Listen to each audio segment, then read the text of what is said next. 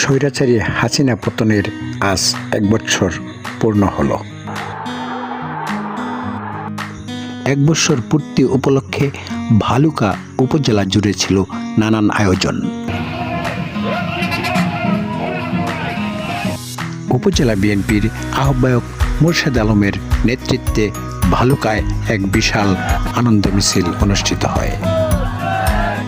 উক্ত মিছিলে 3 নং বরাডোবা ইউনিয়ন ছাত্রদলের সভাপতি প্রার্থী জনাব মোহাম্মদ মোফাজ্জল সরকারের নেতৃত্বে ভালুকা বটতলা থেকে একটি বিশাল মিছিল ভালুকা কলেজ মাঠে এসে যোগদান করেন।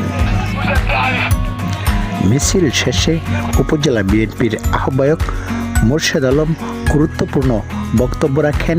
আরও বক্তব্য রাখেন স্থানীয় নেতৃবৃন্দ ও বিভিন্ন আনুষ্ঠানিকতার মধ্য দিয়ে অনুষ্ঠানটি শেষ করেন।